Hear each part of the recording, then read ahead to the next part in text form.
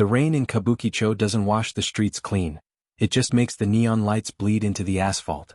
You are standing under a convenience store awning, 50 years old, wearing a suit that used to fit better. Look at your left hand. Specifically, the pinky finger. It isn't there. Where the knuckle should be, there is only a smooth, scarred stump. It doesn't hurt anymore. The physical pain faded decades ago. But the phantom itch remains. It's a receipt. A permanent reminder of a transaction you made with your life. To the tourists passing by, you are invisible. To the police, you are a statistic.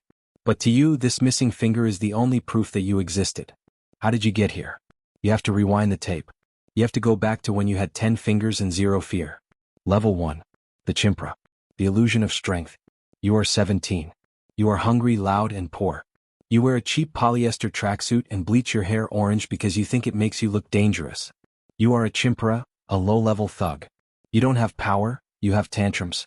You squat in front of the station smoking cigarettes, bumping into salarymen just to see them flinch.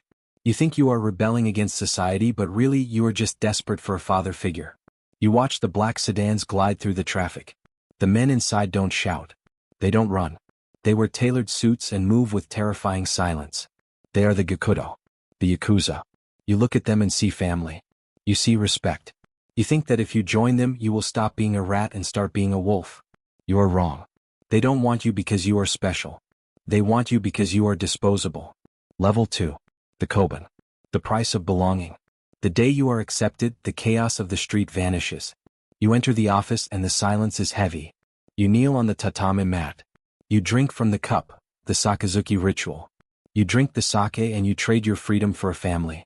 You now have an oyabun, father. You are his child. But the reality isn't a movie. There are no sword fights. There is only servitude. You are a Kobun. You don't fight, you clean. You scrub the toilets. You polish the boss's shoes until you can see your own desperate reflection. You answer phones at 3 a.m. You are a glorified intern with a death wish. Then comes the ink, the Irezumi. You strip down and let the needle hammer into your skin for hours, days, years. It is expensive and it is agonizing. The pain is the point. It proves you can endure. You look in the mirror and see a dragon on your back, but your bank account is empty. You are owned. Level 3. The combo. The shift to business. Time passes. You survive the street wars. You prove your loyalty. You are promoted. You are now a combo. You trade the tracksuit for a double-breasted suit. You stop cleaning toilets and start cleaning money.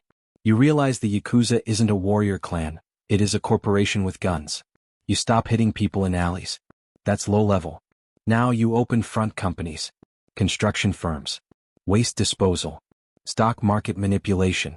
You learn that a lawsuit is more damaging than a baseball bat. You use the threat of violence to sign contracts. You have your own soldiers now. You send them to collect debts. You watch them take the risks while you sit in a leather chair drinking expensive scotch. You rationalize the evil. You tell yourself it's just business. You tell yourself you provide protection. But deep down you know the truth. You are a parasite feeding on the fear of regular people. Level 4. The Kumicho. The prison of power. You reach the top. You are the Kumicho. The boss. You have money, cars, and absolute authority. But you have never been more isolated. The police are tightening the net. New laws mean you cannot open a bank account. You cannot rent a house. You cannot sign a cell phone contract. You are a wealthy ghost. Paranoia sets in. You look at your young soldiers, the hungry ones in the tracksuits, and you don't see loyalty.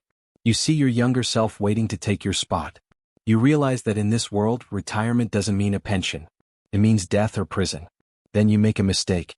Maybe you trusted the wrong person. Maybe a shipment was seized. The organization demands a price for your failure. Level 5. The exile. The final transaction. You are in the room again. The same room where you drank the sake 30 years ago.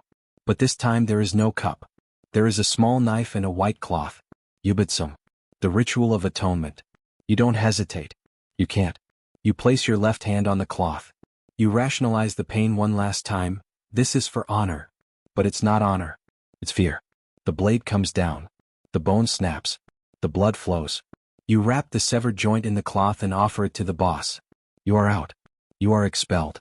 Now you are back in the rain. You are an old man with tattoos you can't show and a resume that says criminal. You try to find a normal job, but society rejects you. You are the Ouroboros, the snake that ate itself. You wanted to be a king. You ended up a beggar with 9 fingers. And as you stand in the cold Tokyo rain, you realize the only thing you truly stole was your own life.